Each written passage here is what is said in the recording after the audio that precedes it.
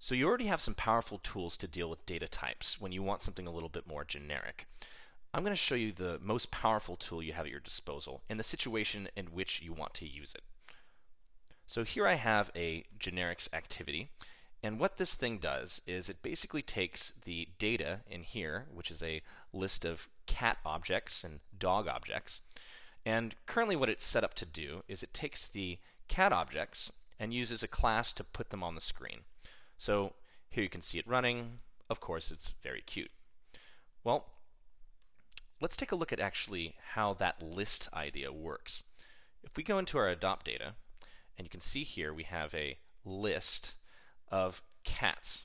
We remember this from the Java Collection API. So what exactly does that do? I mean, sure, yes, we now know that it's a list of those types of objects, but how does that work? Let's go ahead and go into the list class itself and take a look at what its code does. So if you jump in here, you can see right away that we have list E. Okay, well, what does that mean? Well, if you look here, you'll notice that there's an add method, and rather than having a data type, it also has an E. In fact, down here, we see another E. What Java does at compile time is it takes this cat word and it actually on the fly replaces this E with that, which means that this here gets replaced with a data type. So what ends up happening at compile time is we basically create a whole new class on the fly. Now let me undo all this because we don't actually want to mess with this code. And take a look at how we can use that for our advantage. So currently I have this cat adapter, and it uses cat t, okay. If I want to use dogs, I could say, oh, all right, well, let me just make another variable called dog, and I could then create variables to set the dog object and be able to then use the dog class. The problem with doing that is that every time I come across another type that I want to use, I'm going to have problems. I have to write new code. Well, what I could do is I could use the interface thing and say, okay, dog is okay, adoptable and animal, okay, and cat is okay, it's also a animal. Okay, well, maybe what I could do is in my adapter I could use our little trick of using interfaces and say, look, I just want an animal, and then use the animal class. Well, let's see how that works. I'll just replace all of these with animal.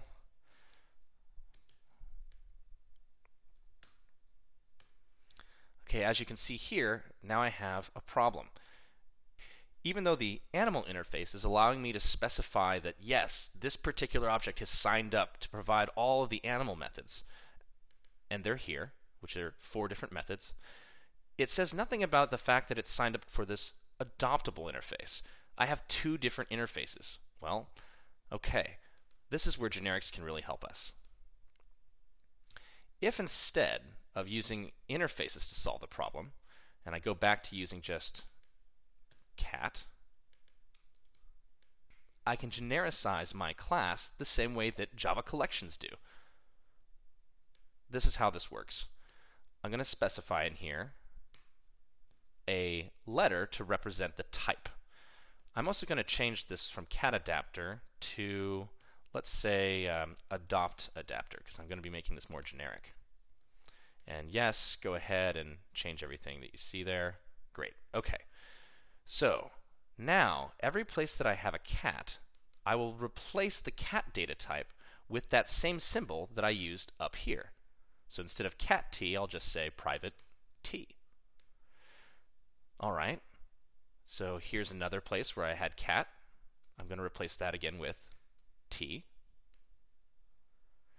And instead of public animal get, I'm going to do public t get, because it'll return whatever this type is. But now I have another problem, right? These particular methods are not available. That's because currently the data type could be anything.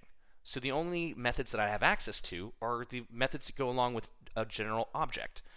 Okay, well, I want to be a little more specific than that. And this is where generics can help us out. There's actually a whole new way of specifying there's actually a whole language to say, I want to accept any type, but also it needs to have these features. And we're going to see our friend extends up here. Now, it's not the same thing as saying, okay, extends a class. This means it extends the functionality. So I can put an interface, or I could put a class here. But if I say T, it has to extend animal. You'll notice that suddenly, sure enough, those methods are now absolutely fine. This would be the same thing as if we had replaced it with animal, but I can now also do this. Using an ampersand, say, whatever kind of object that you want to fill this particular adopt adapter with needs to extend animal and adoptable. Those are the limitations I'm setting on what kind of types an adopt adapter can be. So as you can see here now, we have absolutely no red. This is now a generic adapter that can be used for both dogs and cats. So now you can see that if I want to create a new adopt adapter, what I'll need to do is I'll need to actually specify that this is one for cats. And if I wanted to make a dog adapter, let's actually create a new member variable,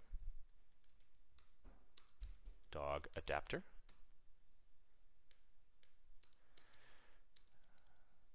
Then I can just say I want an adopt adapter for the dog type and basically pass in the same information that I would for this cat adapter. And now this adopt adapter will work for dogs. Using generics is really, really powerful because you can make your code reusable, you can make your code deal with data types that you yourself haven't even created yet, and make your code type safe because, again, all that's going to happen is when this is compiled, the word cat is going to end up replacing everything here that has T.